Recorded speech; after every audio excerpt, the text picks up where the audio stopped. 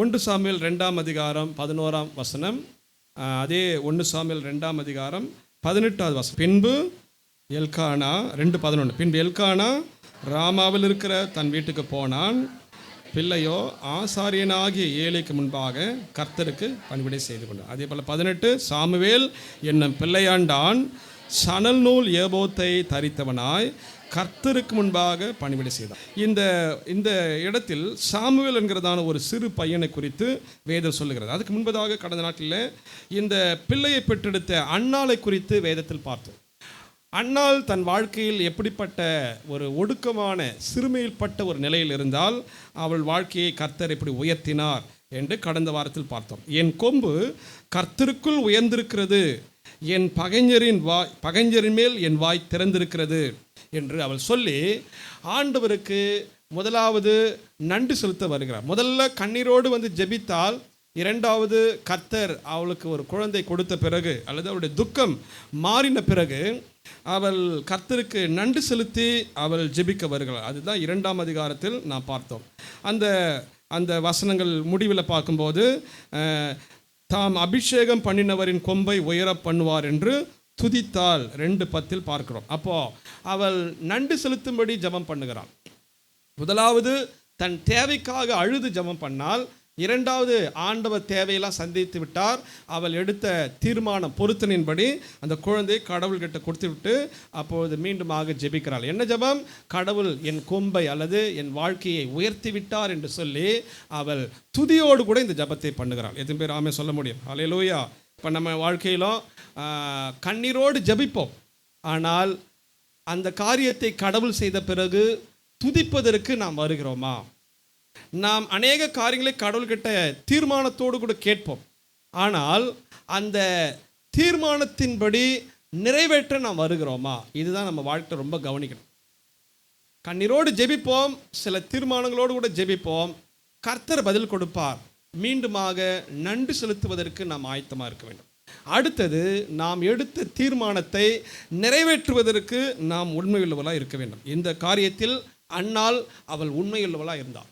Okay, இப்போ இவளுடைய வாழ்க்கை இது ஒரு பக்கம் அப்படி போகும்போது, இப்போ இவள் விட்டு சென்ற குழந்தை அல்லது சிறு பையன் சாமுவேலுடைய வாழ்க்கையை குறித்து இன்னைக்கு பார்க்க போகிறோம். விசேஷமாக இந்த சமுதாயத்தில் நம் அநேகருக்கு சில நெருக்கங்கள் அல்லது அழுத்தம் கூட சொல்லுவோம், ப்ரெஷர்.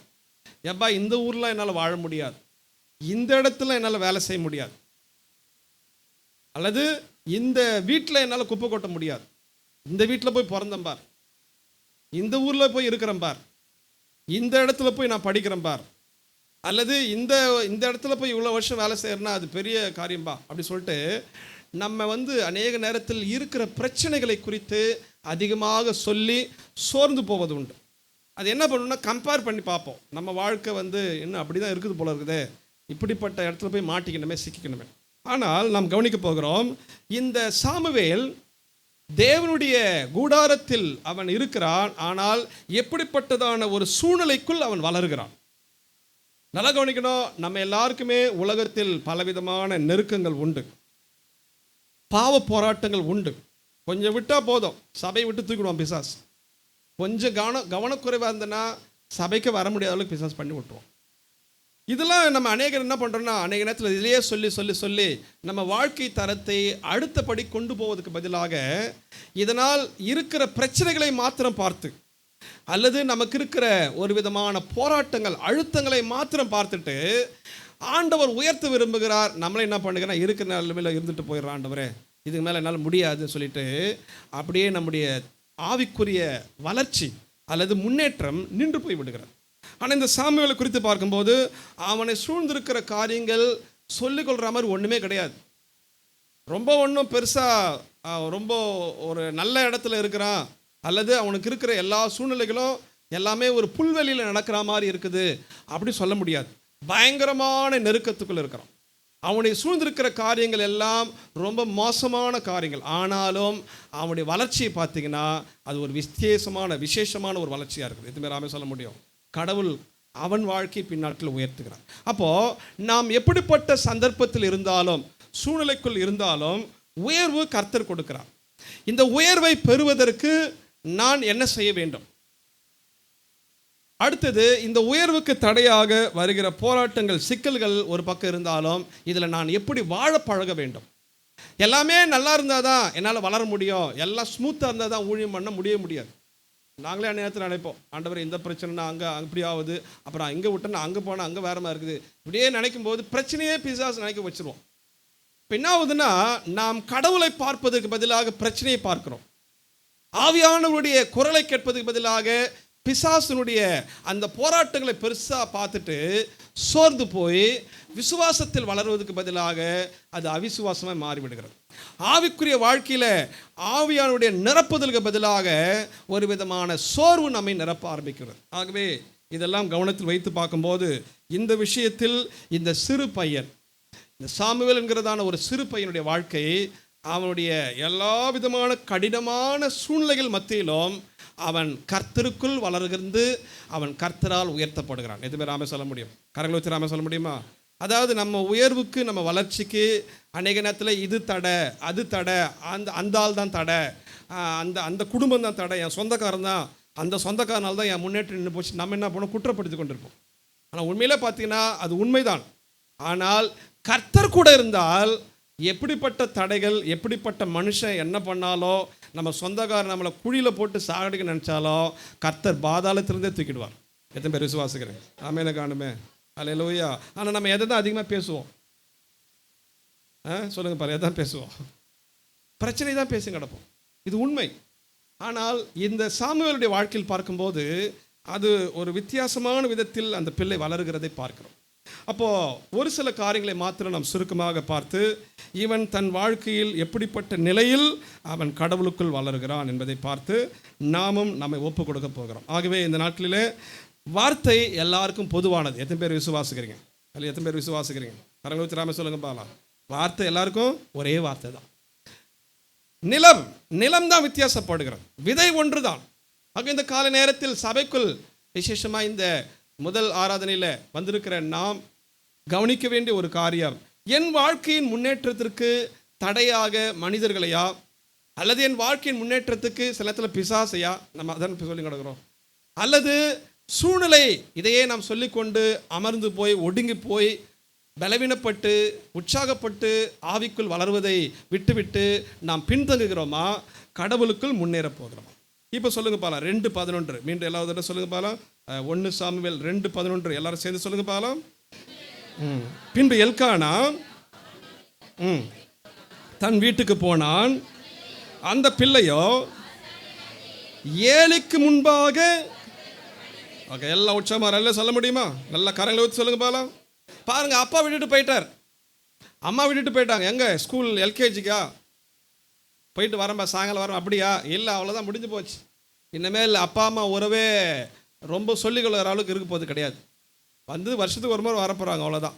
அப்படியும் அப்பா அம்மான்ற உரிமையை அங்கே கொண்டாட முடியாது, ஏன்னா கடவுளுக்கு ஒப்பு கொடுத்துட்டான். இப்போது எல்கானா அல்லது அப்பா, இன்னும் சொல்லப்போனால் அம்மா, 2 பேரும் வீட்டுக்கு போயிட்டாங்க. இந்த சாமுவேல் ஒப்பு கொடுக்கப்பட்டபடி, தீர்மானித்தபடி, பொருத்தனை செய்யப்பட்டபடி கடவுளுடைய ஆலயத்தில் விட்டு போயிடறாங்க. இன்னும் எளிமையாக சொல்லுமா, சர்ச்சில் விட்டு போயிடறாங்க. ஒரு அல்ல சொல்லுங்க பார்க்கலாம். அல்லேலூயா. எத்தனை பேர் உங்கள் பிள்ளைய சர்ச்சில் விட்டு போ மகனே மகளை சொன்ன எத்தனை பேர் ஒப்பு கொடுப்பீங்க? ஒப்பு கொடுப்போமா? ரொம்ப கஷ்டம். ஆனால் இந்த தாய் தன்னுடைய தீர்மானத்தில் அவள் உண்மையாக இருந்து, யாருக்கு முன்பாக அவன் இருக்கிறான்னு சொன்னால், அந்த பிள்ளையோ ஆசாரியனாகிய ஏலிக்கு முன்பாக கர்த்தருக்கு பணிவிடை செய்தாங்க. ஒரு ஆமை சொல்லுங்க பாலாம். பாருங்க, பணிவிடை கர்த்தருக்கு. ஆனால் யாருக்கு முன்பாக, அல்லது யாருடைய முன்னிலையில், யாருடைய பார்வையில் என்று சொன்னால் ஏலியின் முன்னிலையில். ஒரு ஆமை சொல்லுங்க பாலாம். அப்போ நம்ம அநேக நேரத்தில் ஊழியனா, அது நான் எனக்கு தெரியாதா, எனக்கு தெரியாத ஊழியமா? இல்லை. ஆனால் ஒரு வழிகாட்டி தேவை, ஒரு மேய்ப்பன் தேவை, ஒரு அப்போஸ்தலன் தேவை, ஒரு தீர்க்கதரிசி தேவை. எத்தனை பேர் அதை விசுவாசிக்கிறீங்க? ஏதோ ஒரு உங்களுக்கு மேலே ஒரு லீடர்ஷிப் தேவை. நாங்கள் என்னதான் உங்களுக்கு பிரசங்கம் பண்ணாலும், ஆலோசனை கொடுத்தாலும், எங்களுக்கு கம்ஃபர்ட் பண்ணுறதுக்கு ஒரு மெய்ப்பனை வச்சுருக்கிறார். எத்தனை பேர் நாம சொல்ல முடியும்? கடந்த நாட்கள் பார்த்தோம், அவர் அடிக்கடி பார்க்க முடியாத சூழ்நிலை, அவருக்கு இருக்கிற பிரச்சனை அதிகம் இருந்தாலும் அவர் சில வார்த்தைகளை சொல்லி எங்களை தைரியப்படுத்தினார். நாங்கள் அவரை பார்க்கும்போது அவருக்கு ஒரு மகிழ்ச்சி, குடும்பத்தில் ஊழியத்தின் பாதையில் பயங்கரமான ப்ரெஷர் என்று சொல்லி அவர் ரொம்ப வேதனைப்பட்டதெல்லாம் கேட்கும்போது எங்களுக்கு கஷ்டமாக இருந்துச்சு.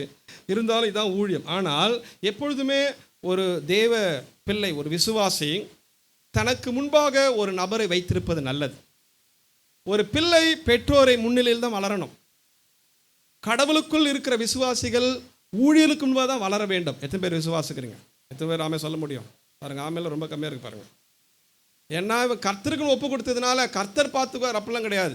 இவன் முன்னிலையில், இவன் பார்வையில் தான் வளருகிறான்.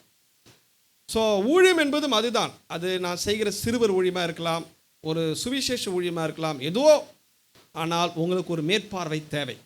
உங்களை விசாரிப்பதற்கு ஒரு நபரை கர்த்தர் தான் வைத்திருக்கிறார். அதை அந்த முன்னிலையில் அல்லது அந்த மேற்பார்வையில் அதில் நாம் ஒடுக்கத்தோடு அடக்கத்தோடு கீழ்ப்படுகிறவர்களாய் காணப்படும் போது நம்முடைய வாழ்க்கையில் ஒரு மேன்மை கொண்டு வரும்.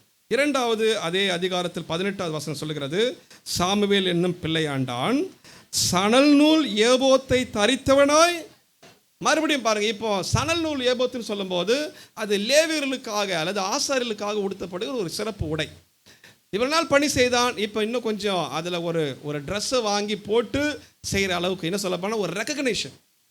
இவ்வளவு நாள் ஒரு சிறு பையனாக இருந்தால் என்ன வேலை எடுத்திருப்பான்? எடுத்தோடனே இப்போ உள்ள தூபம் போடலாம் விட்டுருக்க மாட்டாங்க, எடுத்தோடனே பலி செலுத்தலாம் விட்டுருக்க மாட்டாங்க. என்ன தான் பண்ணியிருப்பான்? எடுபடி வேலை தான் பண்ணியிருப்பான். அப்போது நல்லா கவனிக்கணும், நம்ம வாழ்க்கையில் எடுத்தவுடன் முன்னேற வேண்டும், எடுத்தவுடன் அப்படியே பெரிய பணக்காரன் ஆகணும், எடுத்தவுடன் பெரிய படிப்பாளி ஆகிடணும், எடுத்தவுடன் அப்படியே பெரிய பங்களா கட்டிடணும். இன்றைக்கி இருக்கிற எண்ணெல்லாம் பார்த்தீங்கன்னா, எனக்கு இப்படி வாழணும், அப்படி வாழணும், இப்படிப்பட்ட வாழ்க்கை துணையாக அமையணும், ரொம்ப பெரிய கனவுலாம் இருக்குது, கனவுலாம் இருக்குது. ஆனால் நம்ம எங்கிருந்து ஆரம்பிக்க வேண்டும், எப்படிப்பட்ட நிலையில் ஆரம்பிக்க வேண்டும் என்பதை இந்த காலத்தில் அநேகர் விரும்புவதில்லை. அதை சொன்னாலும் ஒரு சிலர் ஏற்றுக்கொள்வதில்லை. சாமுவேல் தன் குடும்பம் வசதியான குடும்பமாக இருந்தாலும் தன்னை விட்டுவிட்ட இடம் ஒரு ஆலயம். அந்த ஆலயத்தில் அவன் எளிமையான ஒரு வேலையை ஆரம்பிக்கிறான். எத்தனை பேர் ஆமே சொல்ல முடியும்? எடுத்தோன்னா பெரிய பொறுப்புலாம் கிடையாது, சாதாரண வேலை தான். கொஞ்சம் சின்ன பிள்ளைங்க என்ன வேலை கொடுக்க முடியும்? அதை கொஞ்சம் பெருக்கு, அந்த பொருள் எடுத்துன்னு வா, அதை எடுத்துன்னு வா, இதை எடுத்துன்னு வா, அதுதான். ஒரு மெக்கானிக் கடையில் போனால் கூட பார்த்தீங்கன்னா எடுத்தோடனே என்ன தான் விடுவாங்க? எடுத்தோடனே மெக்கானிக் அப்பெல்லாம் விட மாட்டாங்க. எப்படி தான் விடுவாங்க? அந்த ஸ்பேனர் எடுத்துவா, அந்த ஸ்க்ரூ ட்ரைவர் எடுத்துவா சொல்லிட்டு என்ன பண்ணுவாங்க? வேலை தான் வாங்குவோம். நல்லா கவனிக்கணும், அவன் உண்மையாக வேலை கற்றுக்கிறான்னா பெரிய பெரிய மெக்கானிக்காக வருவான். இதுதான் ஃபீல்டில் இருக்கிற உண்மையான உழைப்பாளிகள் அல்லது உழைப்பில் முன்னேனுடைய வாழ்க்கை கேட்டிங்கன்னா அப்படி தான் சொல்லுவாங்க. எடுத்தவுடன் யார் முன்னுக்கு வர முடியாது. என்னதான் அறிவு இருந்தாலும் திறமை என்பது கற்றுக்கொள்ளுகிற ஒரு காரியம். அதே போல் ஊழியத்தில் இந்த பிள்ளை ஒப்பு கொடுக்கப்பட்டாலும் ஒப்பு கொடுத்ததெல்லாம் அப்படியே தூக்கி ஒன்றும் அப்படியே ஏலி வைக்கவில்லை. அவன் சிறு பையனாக வளர்கிறான். நாட்களானது அவனுக்குரிய ஒரு ரெக்கக்னேஷன், அல்லது நானும் ஒரு லேவியனாக அல்லது ஒரு ஆசாரிய பொறுப்பில் நான் ஒரு துணை செய்கிற ஒரு மனிதனாக இருக்கிறேங்கிற அந்த வஸ்திரத்தை அவன் பெற்றுக்கொள்கிறான். அப்போது தன் குடும்பத்தை விட்டு தன் வாழ்க்கை பயணத்தை ஆரம்பிக்கிறான். தன் குடும்பமே அனுதினமும் பார்க்க முடியாத சூழ்நிலையில் கடவுளுடைய வீட்டில் வளர்கிறான் அல்லது கடவுளுடைய பணிவிடையை செய்கிறான். தன் குடும்பம் தனக்கு அனுதினமும் ஆதரவு கொடுப்பார்கள், அனுதினமும் தன்னை விசாரிப்பார்கள். இன்னும் சொல்லப்போனால் பெற்றோர் பாசத்தை உணர முடியாத அளவுக்கு தான் வளர்ந்துருக்கிறான். தன் வாழ்க்கையில் பெற்றோருடைய அரவணைப்பு இல்லாமல் வளர்ந்துருக்கிறான். வீட்டில் இருக்கிற சாமுவேலுக்கும் ஆலயத்தில் வளர்கிற சாமுவேலுக்கும் வித்தியாசம் நிறைய இருக்குது. உண்மைதானுங்களா? வீட்டில் கொஞ்சம் செல்லப்பிள்ளையாக வளர்ந்துருப்பான். ஏன்னா அம்மாவுக்கு எத்தனாவது பையன்? அவன் முதல் பையன், அதுவும் ஒரே பையனை வளர போகிறான். ஆனால் இங்கே அப்படி கிடையாது. இங்கே ஆயிரக்கணக்கான மக்கள் வருவார்கள், போவார்கள், ஏகப்பட்ட லேவியர்கள் வருவார்கள். அங்கே ஆல்ரெடி 7 குடும்பம் பணி செய்து கொண்டிருக்க வரவங்க போடுவாங்க. இவனுக்கு ரொம்ப மரியாதை கொடுத்துருப்பாங்க, இவனுக்கு ரொம்ப சரியான விசாரிப்பு இருந்திருக்கும், கவனிப்பு இருந்திருக்கும்லாம் நம்ம சொல்ல முடியாது. எத்தனை பேர் நான் சொல்றது புரிகிறது? ஒரு ஆமே சொல்லுங்க பார்க்கலாம். நல்லா கவனிக்கணும். அப்படிப்பட்ட சூழலில் தன் குடும்பத்தை விட்டு அவன் தனிமையாக ஏலிக்கு முன்பதாக அல்லது ஏலியுடைய மேற்பார்வையில் இந்த சிறு பையன் வளர்கிறான். இப்போ நம்முடைய வாழ்க்கையில் என்னுடைய குடும்பம் எனக்கு துணையாக இல்லை, என்னுடைய வாழ்க்கையில் என் குடும்பம் எனக்கு ஆதரவு இல்லை, என் குடும்பம் எனக்கு சப்போர்ட் இல்லைன்னு நம்ம நினைக்கக்கூடாது. கர்த்தர் நம்ம எங்கு வைத்திருக்கிறாரோ அந்த இடத்தில் கர்த்தருடைய பிரசனத்தில் நாம் வளர பழக வேண்டும். எத்தனை பேர் ஆமே சொல்ல முடியும்? எத்தனை பேர் அதை விசுவாசிக்கிறீங்க? ஹல்லேலூயா. பாருங்க, இந்த சாமுவேல் ஒருவேளை ஏன்னா பலி செலுத்துகிற கூட்டத்தை பார்த்தீங்கன்னா ஒரு நாளைக்கு 10 பேர் வந்திருந்தா கூட அவனுக்கு எவ்வளோ வேலை இருந்திருக்கும். கொஞ்சம் யோசிக்கணும். அதுவும் வர மக்கள் போகிற மக்கள், அதுவும் அந்த செட்டப்பில் பார்த்தீங்கன்னா அங்கே ரொம்ப கொஞ்சம் சில காரியங்கள் தவறால வர நடக்குது. இதன் மத்தியில் தான் அந்த சிறு பையன் வளர்கிறான். இவனை நல்லா ரெஸ்பெக்ட் கொடுத்துருப்பாங்க, இவனுக்கு மரியாதை கிடச்சிருக்கும், இதெல்லாம் எதிர்பார்க்க முடியாது. இன்றைக்கி அநேக நேரத்தில் தனக்கு மரியாதை கொடுத்தால்தான் இதை பண்ணுவேன், அது அளவுக்கு அதிகமான மரியாதை. அதாவது மரியாதை எதிர்பார்ப்பது தவறல்ல, மரியாதை நாம் கொடுக்கணும். ஆனால் கிடைக்காத பட்சத்தில் நான் இதை பண்ண மாட்டேன், எனக்கு மரியாதை கொடுக்குற இடத்துல நான் எங்கே போகணும் அப்படிலாம் நம்ம சொன்னோம் என்று சொன்னால் நாம் கடவுளுடைய பிள்ளைகளாக வளர முடியாது, ஒரு விசுவாசியை வளர முடியாது. அது உங்கள் வேலை ஸ்தலமாக இருக்கட்டும், உங்களுடைய சொந்த பந்தங்களாக கூட இருக்கட்டும். நீங்கள் உங்களுக்கு கிடைத்த வேலை இதுதான், எனக்கு கிடைத்த பணி இதுதான், அல்லது தொழில் இதுதான், அல்லது இதுதான் என் குடும்பம் என்று சொன்னால் அதில் வாழ்ந்து பழக கற்றுக்கணும். சாமுவேலை பொறுத்த வரைக்கும் இவனை அவங்க அம்மா விசேஷமாக டெடிகேட் பண்ணது எதுக்கு தான் தீர்மானம் பண்ணிட்டாங்க சொல்லுங்க பாரு, எதுக்கு தான்? கர்த்தருக்கு தான். அப்படின்னா எங்கே தான் வளரணும் அவன்? இவன் லைஃப் அங்கே தான். எத்தனை பேர் நான் சொல்லுது புரிகிறது? அதனால் என்னை போய் இங்கே விட்டுட்டாங்களே, ஒருத்தரும் கவனிக்கிறது, எங்கள் அம்மா வரது கிடையாது, எங்கள் ஆத்தா வராப்பார், வருஷத்துக்கு ஒரு முறை வராப்பார், அப்படிலாம் இவன் கோவப்பட்டு எப்பண்டா வீட்டை விட்டு ஓடலாம், எப்பண்டா சர்ச்சை விட்டு ஓடலான்னு சொல்லிட்டு ஓடிந்தான்னா இவன் ஒரு பெரிய தலைவனாய் மாறி இருக்க முடியாது. நான் சொல்லி எத்தனை பேர் புரிகிறது? அல்லேலூயா. ஒரு பெரிய உயர்வை பெற்றிருக்க முடியாது. இந்த காலத்தில் அநேகரை பார்க்கும்போது ஆரம்பத்திலேயே உயர்வு, ஆரம்பத்திலேயே தன்னை எல்லாரும் புகழ வேண்டும், ஆரம்பத்திலே அளவுக்கு அதிகமான ரெஸ்பெக்டை எதிர்பார்க்கிற ஒரு காலகட்டமாக மாறிவிட்டோம் என்று சொல்லுகிறேன். நமக்குரிய மரியாதை கனத்தை எதிர்பார்ப்பது தவறு அல்ல. ஆனால் அதை குறையும் போது, அது நம்முடைய வாழ்க்கையில் கிடைக்காத போது, என்னுடைய இடம் எது, நான் வளர வேண்டிய இடம் எது, என்னுடைய வாழ்க்கையினுடைய சூழல் எங்கு தான் இருந்து நடக்கணும் என்பதை நாம் தான் தீர்மானிக்க வேண்டும். அடுத்தது அதை கடவுள் தீர்மானித்து விட்டிருப்பார். அந்த கடவுளுடைய தீர்மானம் இதுதான் என்று சொன்னால் அங்கே வாழ்ந்து நாம் பழக வேண்டும். அந்த இடத்தில் நமக்கு பெற்றோருடைய அன்பு அல்லது தகப்பனுடைய பாசம் அல்லது நமக்குரிய வசதிகள் குறைவாக இருந்தாலும் எல்லா விதமான சூழ்நிலையில் வாழ பழக வேண்டும். இந்த சாமுவேல் இவன் இந்த செட்டப்பில் என்ன பண்ணிட்டான், வாழ பழகிட்டான். ஒரு ராமே சொல்லுங்க பாலாம், கரங்களை சேர்த்து மாதிரி ராமே சொல்ல முடியும். அல்லேலூயா. நான் எங்கள் வீட்டில் ராணி மாதிரி இருந்தேன். எங்கள் வீட்டில் என் கால் தரையிலே படாது, இந்த மாமியாக்காரி கொடுமையாக பண்ணுறா, வந்தாச்சு எங்கே தான் வாழணும் மருமகள். சொல்லுங்க பாலாம். இப்போ எத்தனை நிறைய புரியுமே, ஒரு நல்ல சொல்லுங்க பாலாம். சொல்ல மாட்டேங்கிறீங்களா? எங்கள் வீட்டில் நான் ராஜாத்தி மாதிரி இருந்தேன், இங்கே என்னை பிசாசுன்னு சொல்லிட்டு கூப்பிட்றாங்க, வேறு வழி கிடையாது. எங்கே வந்தாச்சு? சொல்ல மாட்டேங்கிறீங்களே? எங்கே வந்தாச்சு? வாழற இடத்துக்கு வந்தாச்சு. ஒரு பெண் என்ன பண்ணி தான் ஆகணும், வாழ பழகி தான் ஆகணும். எத்தனை ராமே சொல்ல முடியும்? ஜெபம் பண்ணி ஒரு வேலை வாங்கியாச்சு, வேலைக்கு போயாச்சு. அங்கே எடுத்தோடனே தூக்கிலாம் வைக்க மாட்டாங்க.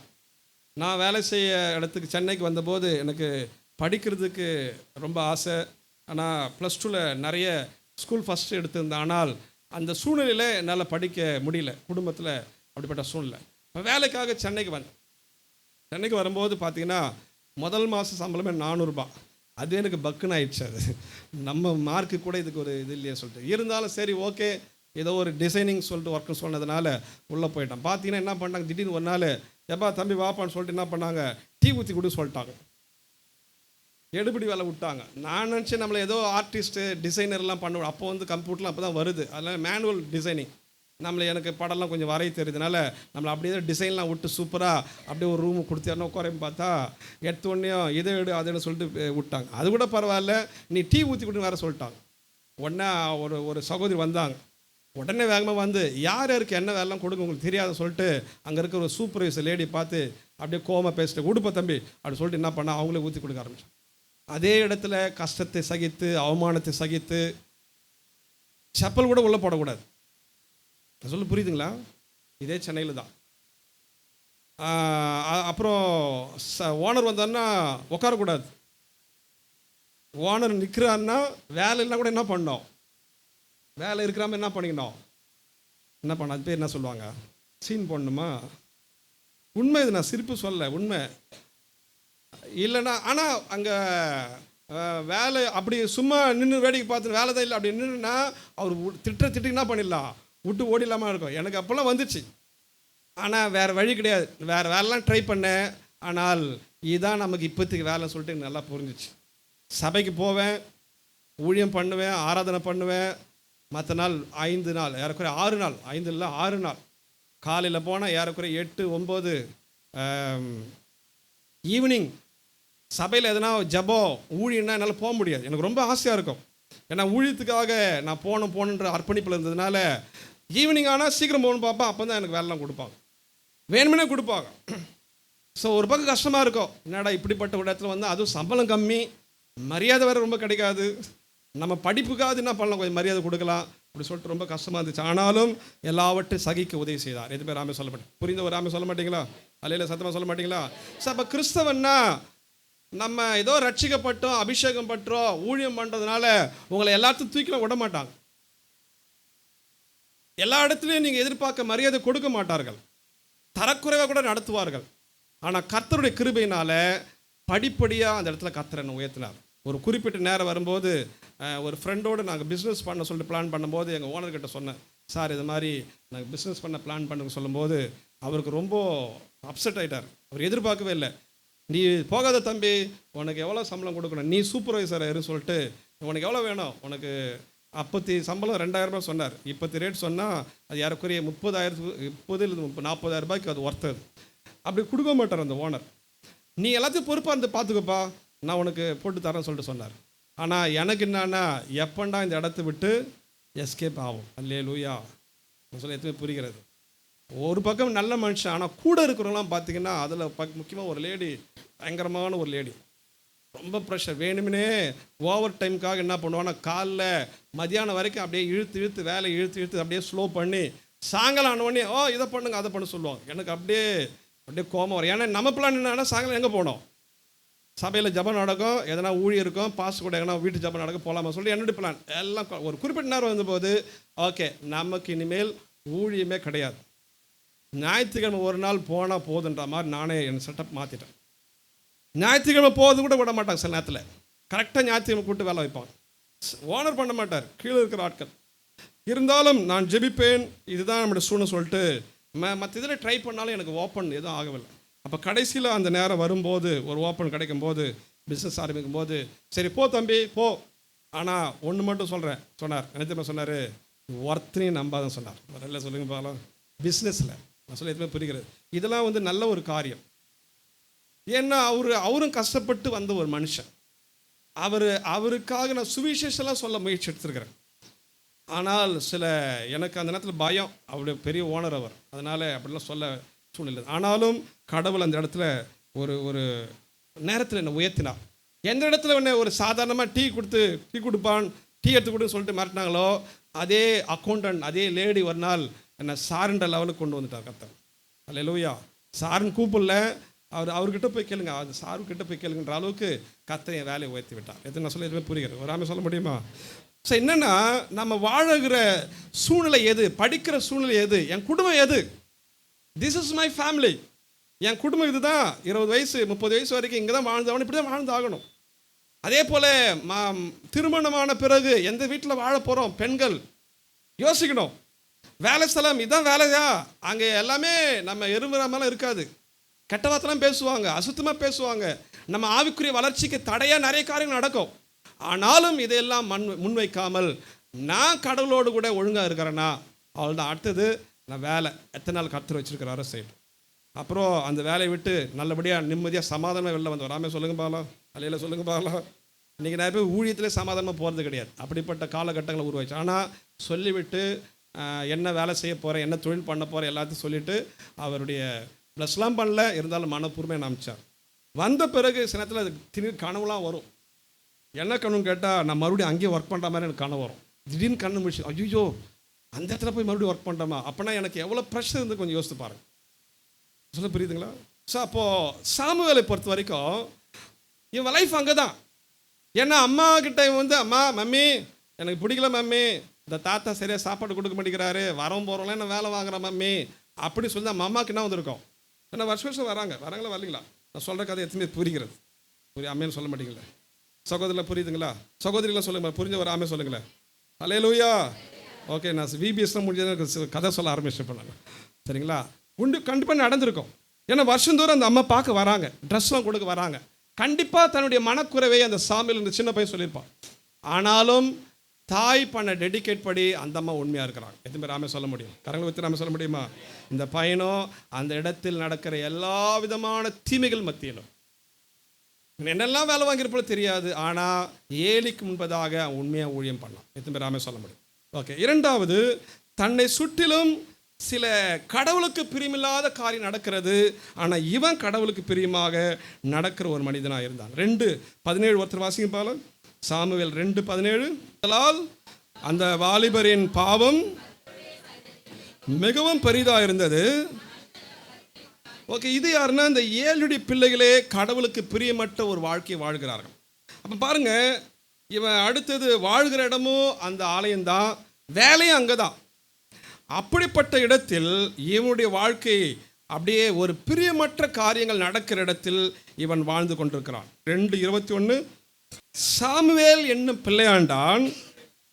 பாருங்க, மேலே வந்து வாலிபருடைய பாவம் பெருசாக இருக்குது, ஆனால் வசனம் என்ன சொல்லுதுன்னா கர்த்தருடைய சந்நிதியில் இவன் என்ன பண்ணுறான், வளர்கிறான். நான் சொல்ல எதுவுமே புரிகிறது.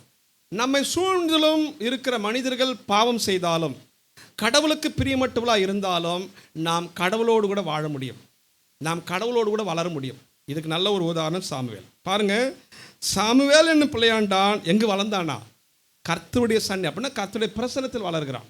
ஆனால் அந்த பிரசன்னத்தில் இருக்கிற மனிதர்கள் சரி கிடையாது. அந்த பிரசன்னத்தில் வந்து போகிறதான அந்த ஆசாரியுடைய பணியை செய்கிறவர்கள் சரி கிடையாது, பிரியமற்ற காரியங்களை செய்கிறவர்கள். நல்லா கவனிக்கணும், சபை பரலோகம் அல்ல. எத்தனை பேர் நான் சொல்றது புரிகிறது? வராமல் சொல்லுங்க பாலாம், நல்லா கவனித்தாம சொல்ல முடியுமா? கிறிஸ்தவம் என்பது, கிறிஸ்தவத்துக்குள் இருக்கிற எல்லாரும் பரிசுத்தமானவர்கள் அல்ல. முதல்ல நம்மளே யோசித்து பார்க்கணும், நம்ம எந்த அளவுக்கு பரிசுத்தமானவங்க, நம்ம நீதி எப்படிப்பட்ட நீதி, நம்முடைய கீழ்ப்படிதல் எப்படி, அப்படி கணக்கு போட்டு பார்த்தோன்னா எத்தனை பேர் சொல்லுவீங்க நான் ரொம்ப பரிசுத்தமான யாரும் சொல்ல முடியுமா? அல்லேலூயா, அல்லேலூயா சொல்ல மாட்டீங்களா? நான் ரொம்ப நீதியானவன் சொல்ல முடியுமா? என்ன சொல்லலாம், அவரை விட கொஞ்சம் நீதி கொஞ்சம் பரவாயில்லைங்க, அவரை விட என் கீழ்ப்படிதல் பரவாயில்ல சொல்லிக்கலாம். ஆனால் நம்முடைய நீதி, நம்முடைய கீழ்ப்படிதல் குறைவு. அப்போது இன்றைக்கி என்னென்னா, பிறர் சரியில்லை என்று குற்றம் சாட்டுகிற கிறிஸ்தவர்கள் இன்றைக்கு அதிகமாகி விட்டார்கள். முதல்ல கடவுள் என்ன எதிர்பார்க்குறாருன்னா, பிறர் எப்படி இருக்கிறாங்களோ, பிறருடைய ஆவிக்குரிய தரம் எப்படி இருக்குதோ அதை பற்றி நீ கவலைப்படாத, வான் தரம் எப்படி இருக்கிறது. உத்திரத்தை பார்க்காத, தான் கண்ணில் இருக்கிற உத்திரத்தை என்ன பண்ண மாட்டாங்களாம், உத்திரன்னா கட்டை, பெருசாக கட்டை, அதை பார்க்க மாட்டாங்களாம். தூசியை பார்ப்பாங்களாம். பிரதர் தூசி இருக்குது பிரதர், அப்படி என்ன அர்த்தம்? என்னங்க பிரதர் இப்படிலாம் பேசிட்டீங்க, கட்டவத்தில் பேசிட்டீங்க. இவர் போனால் தான் வண்டவாளம்லாம் தெரியும். அல்லேலூயா, வண்டவாளம் தண்டவாளமா, இவர் போனால் தான் தெரியும். வீட்டில் மனைவி கிட்ட எப்படி பேசுகிறாரு, சொந்தக்காரர்கிட்ட எப்படி பேசுகிறார். சிஸ்டர் நீங்கள் இப்போல்லாம் பண்ணக்கூடாது சிஸ்டர் அப்படி சொல்லிட்டு சொல்லுவோம். ஆனால் நம்மிடத்தில் எத்தனை காரியங்கள் கடவுளுக்கு பிரியமில்லாத காரியம். ஆண்டவர் தான் சொல்லிவிட்டார், உன்னுடைய கண்ணில் இருக்கிற உத்திரத்தை நீ உணராமல் உன் சகோதரனுடைய கண்ணில் இருக்கிற துரும்ப என்ன பண்ணாத, டஸ்டனி பார்க்காதுன்றார். எத்தனை பேர் ராமே சொல்ல முடியும்? கரங்களுக்கு ராமே சொல்ல முடியுமா? அப்போ என் வாழ்க்கையினுடைய தரம் எப்படி இருக்கிறது, என்னை சூழ்ந்திருக்கிற மக்கள் எப்படி இருந்தாலும் என்னுடைய ஆவிக்குரிய வாழ்க்கையில் நான் எப்படி இருக்கிறேன். இப்போ வசனம் சொல்லுகிறது, அதே 3ஆம் அதிகாரம் 3வது வசனம் சொல்லுங்க பால, யாராவது ஒருத்தர் 3:3. ஓகே, தேவனுடைய பெட்டி, நல்ல கவனிங்க, பெட்டி இருக்கிற கர்த்தருடைய ஆலயத்தில். ஓகே, அப்போ சாமியில் எங்கே தான் படுத்துன்னு இருக்கிறாரு, அவர் படுக்க எங்கே தான், ஆலயம்தான். அவர் வேலை எங்கே தான், ஒர்க் பிளேஸ் எங்கே தான், ஆலயம்தான். அவர் பழகுகிற இடத்து தான், ஆலயம்தான். ஆனால் அந்த பழகுகிற இடத்தில் இருக்கிற மனிதர்கள் தான் பாவத்தில் இருக்கிறார்கள், கர்த்தருக்கு பிரியமில்லாத காரியத்தை செய்கிறார்கள். ஆனால் வேதம் சொல்லுகிறது, இவன் கர்த்தருக்கு பிரியமானவனாக அல்லது கர்த்தருக்கு ஏற்ற காரியத்தை செய்கிறவனாக வளர்கிறான். 2ஆம் அதிகாரத்தில் பார்க்கும்போது 26 வாசிங்க பாலம். சாமுவேல் என்னும், நல்லா கவனிக்கணும், அவன் இருக்கிற இடம் ஆலயம், அவன் படுக்கிற இடம் ஆலயம், வேலை செய்கிற இடம் ஆலயம். ஆனால் அங்கே இருக்கிற மனிதர்கள் சரி கிடையாது. ஆனால் இவன் கர்த்தருக்கு மட்டும் பிரியமானவங்க கிடையாது, யாருக்கும் பிரியமானவா இருக்கிறான்? எத்தனை பேர் ஆமே சொல்ல முடியும்? இயேசு மனித தயவைப்பட்ட அருமையான விசுவாசிகளே, சபைக்குள் வருகிற நீங்கள் ஊழியக்காரனுடைய தயவை பெறுகிறீர்களா? ஊழியக்காரத்தில் நல்ல பெயர் எடுக்கிறீர்களா? சக விசுவாசிகளிடத்தில் நல்ல பேர் எடுக்கிறீங்களா? நம்ம யோசிக்கணும். இவர் இப்படி பண்ணுறாரு, அவர் அப்படி பண்ணுறாரு, அவர் இப்படிப்பெல்லாம் பேசுகிறாரு, அப்படிலாம் பண்ணுறாரு. நீங்கள் அதெல்லாம் பார்க்காதீங்க. கடவுள் நம்முடைய வாழ்க்கையை உயர்த்த வேண்டும், கடவுள் நம்முடைய வாழ்க்கையை ஆசீர்வதிக்கணும்னா நம்ம செட்டப்பில் இருக்கிற மனிதர்களை குறித்து நீங்கள் பார்த்து கொண்டிருந்தால் நீங்கள் முன்னேற முடியாது. நான் பிரியமானதை செய்கிறேனா?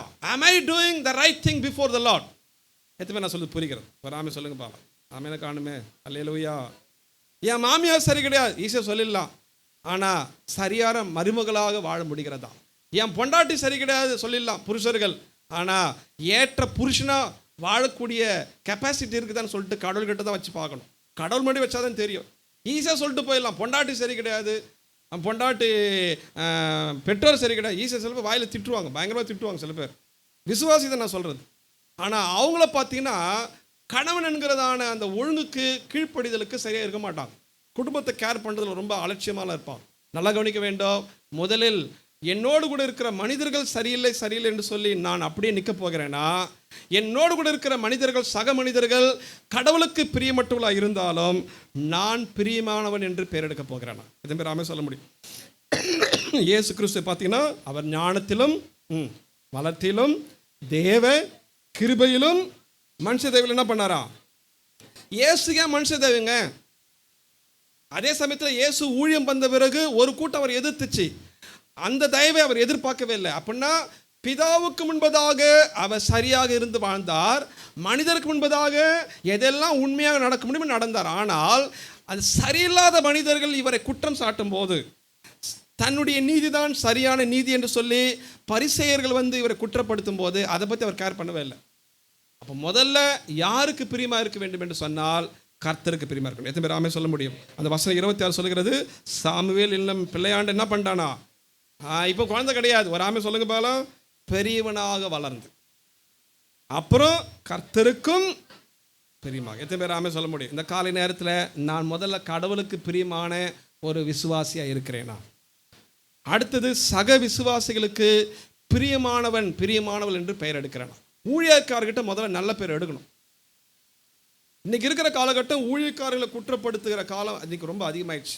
விசுவாசிகளை தயவு செய்து சொல்லுகிறேன், குற்றப்படுத்துவது எளிது. ஆனால் என்னிடத்தில் குற்றம் உண்டா என்று தன்னை நிதானிக்கிறவன் தான் ஒரு நல்ல தேவ பிள்ளை. எத்தனை பேர் விசுவாசிக்கிறீங்க? அல்லேலூயா.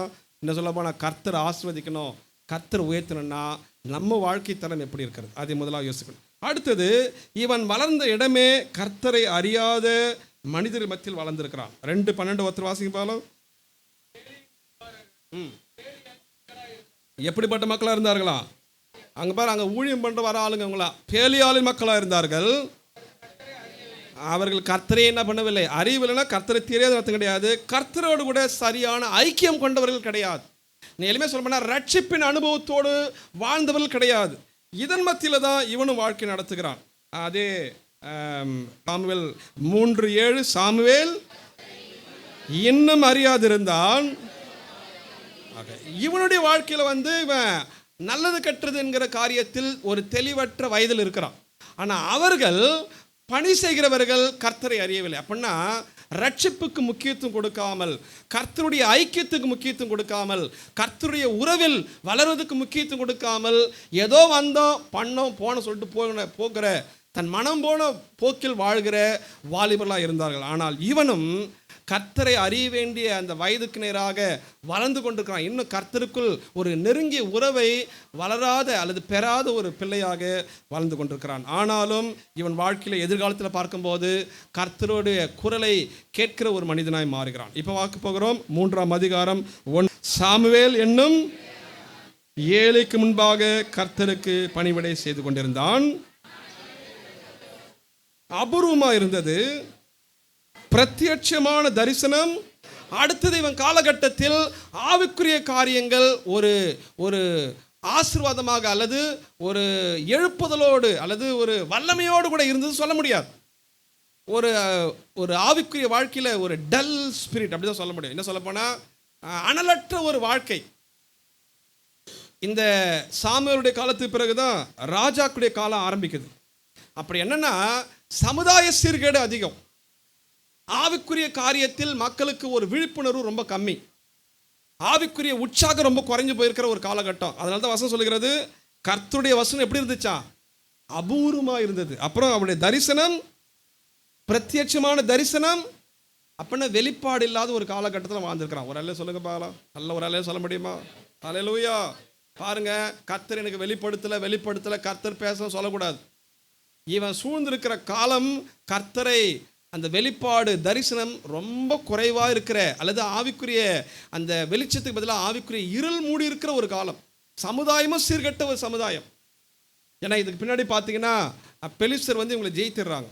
காரணம், கர்த்தருடைய தயவு இவங்க வாழ்க்கையில் இல்லை, மக்கள்கிட்டமும் இல்லை. அப்போது ஆவிக்குரிய வாழ்க்கை இருண்ட ஒரு வாழ்க்கை. இவன் வளர்கிற இடத்தில் இவனுடைய இருக்கிற சூழ்நிலைகள் சரியில்லை. தன்னுடைய குடும்பத்தினுடைய பராமரிப்பு, தன் குடும்பத்தினுடைய பாசம் இல்லை. இவனை டெய்லி ஊட்டி விடுறதுக்கு ஒருத்தரும் கிடையாது. ஒரு அல்ல சொல்லுங்க பாலாம், அல்லேலூயா. ஆனாலும் இவன் வாழ்க்கையில் ஒரு நல்ல ஒரு வளர்ச்சிக்கு நிறைய சொல்லுகிறான். இந்த நேரத்தில் தான் இவன் கடவுளுடைய குரலை கேட்கிற ஒரு மனிதனாக எழுப்புகிறான். சொல்லுங்க பாலாம் 3:10. அப்பொழுது வந்து நின்று என்று கூப்பிட்டார். சாமுவேல் சொல்லும் அடியேன். எல்லாத்தையும் ராமே சொல்ல முடியும். கர்த்தர் கிட்ட வந்து பேசுறார்.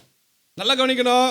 உலகம் இருளில் இருக்கலாம், ஆனால் நம்ம வெளிச்சமா இருந்தா வெளிச்சத்தின் தேவன் நம்மளோட கூட பேசுவார். எத்தனை பேர் விசுவாசிக்கிறீங்க? கர்த்தர் பேச முடியுங்க. சபையில் என்ன ஒன்றும் அப்படி இல்லை இப்படி இல்லை. இந்த கொரோனா டைம்லாம் தெரியும், என்ன ஆராதனை நடக்கல அப்படி இப்படி எல்லாம் அப்படியே ரொம்ப என்னமோ சபை எங்கே காணப்படாம போன மாதிரி ஃபீலிங் இருக்கும். எப்பா நீ வீட்டில் போய்ட்டு முட்டி போடு, உங்களை ஆவியான நினைப்பார். எத்தனை பேர் விசுவாசிக்கிறீங்க? நல்லா ஆமே சொல்ல முடியும். நல்லா கதைகள் வச்சு எல்லா கரங்களும் சொல்லுங்க பார்க்கலாம். இன்னமும் ஒரு வருஷம் சபை நடக்கலன்னா இன்னமும் ஒன்றுமே இல்லை நம்ம நினைக்கக்கூடாது.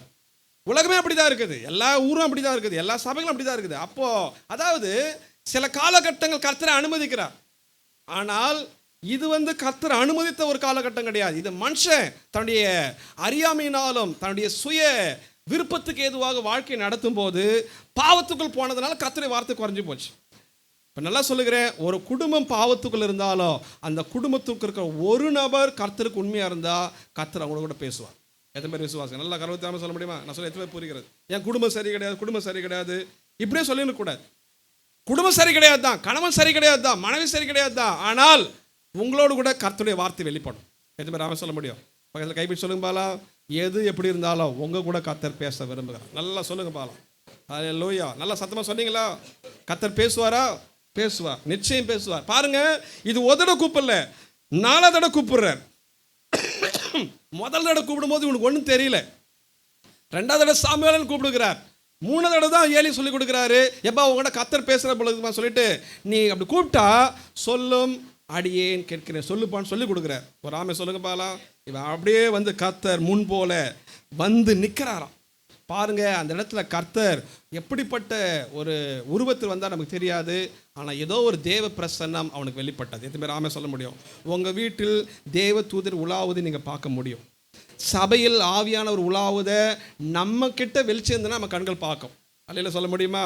நம்ம ஃபுல்லாக இருளை வச்சுக்கினே சபையில் ஒன்றும் அப்படி ஒன்றும் இல்லையே, அப்படி ஒன்று என்ன பண்ண முடியும்? என்ன டான்ஸாக போட முடியும்? சினிமா டான்ஸாக போட முடியும்? நம்ம கிட்ட லைட் இருக்குது. எத்தனை பேர் விசுவாசிக்கிறீங்க? நம்ம உறவு சரி இருந்தால், நம்முடைய ஆவிக்குரிய தரம் பார்வை கர்த்தருக்கு பிரியமான ஒரு வாழ்க்கை சரி இருந்தால் கர்த்தர் இதெல்லாம் மீறி நம்ம கிட்ட பேசுவார். சாமுவேலுடைய வாழ்க்கை காலத்தில் பார்க்கும்போது ஒரு சரியான வெளிச்சம் இல்லை, சரியான வார்த்தை இல்லை, சரியான தரிசனம் இல்லை. ஆனால் கர்த்தர் இவனுக்கு தரிசனம் ஆகிறார். எத்தனை பேர் ஆமென் சொல்ல முடியும்?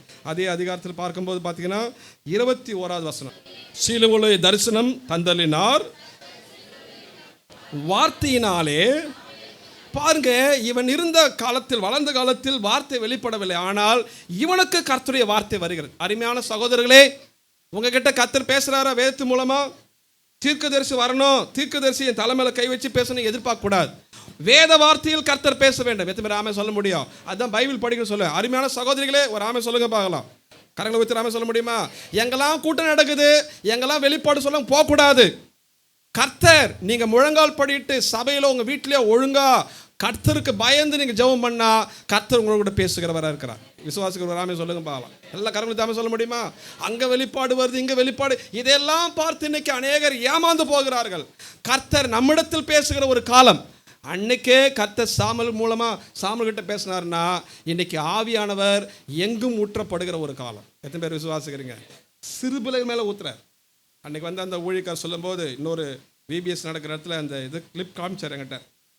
இந்த ஃபைனல் செஷனில் அந்த இதெல்லாம் கதெல்லாம் சொல்லிட்ட பிறகு அப்படியே பிரேயர் நடத்தும்போது பார்த்தீங்கன்னா நிறைய பிள்ளைகளே ஆண்டவர் சிறு பிள்ளைகளை அபிஷேகம் பண்ணியிருக்கிறார். இது நாமே சொல்ல முடியுமா? அழுகிறாங்க. நானே பார்த்தேன். கர்த்தர் நம்முடைய மத்தியில் செய்ய வல்லவராக இருக்கிறார். எந்த மாதிரி விசுவாசம், அதுதான் நம்ம நோக்கமாக இருக்கணும். ப்ரைஸ் பெருசு கிடையாது, கூல்ட்ரிங்க்ஸ் பெருசு கிடையாது, அது நான் பெருசு நீ அப்படிலாம் கிடையாது. நான் செய்கிற ஊழியத்தில் கர்த்தர் பிரியப்பட வேண்டும். விசுவாசிக்கிற ராமே சொல்லுங்க மாட்டீங்களா? நல்லா கர்வத்தாம சொல்ல முடியுமா? ஒரு தொடுதல நம்ம கண் அதுதான் பார்த்து அழுவணும். நம்ம அதுக்கு தான் அழுவணும். கர்த்தாவே, இந்த ஒரு காரியத்தில் எனக்கு ஒரு பங்கு கொடுத்தீங்களே. பிள்ளைகள் சிறு வயசில் ரட்சிக்கப்பட்டு அபிஷேகம் பெற்று சபைகள் நின்றுட்டாங்கன்னா சமுதாயம் சீக்கிரம் மாறிடும். இதை விட்டுட்டு என்ன பண்ண என்னதான் வல்லமையான ஊழியம் பண்ணாலும் ரிசல்ட் பார்த்தீங்கன்னா ரொம்ப ஃபியூவாக தான் இருக்கும். இன்றைக்கி அதான் நடக்கிறது. அருமையான இந்த காலை நேரத்தில் இந்த பையன் சாதாரண பையன், ஆனால் இன்னைக்கு கர்த்தருடைய குரலை கேட்குற பையனாக மாறிட்டான். எத்தனை பேர் ஆமே சொல்ல முடியும்?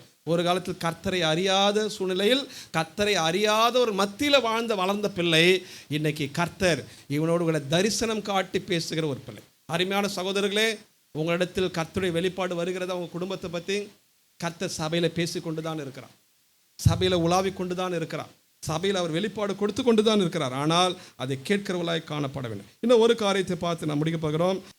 சாமுவேல் 3:19. சாமுவேல் என்ன பண்ணானா? வளர்ந்தான்.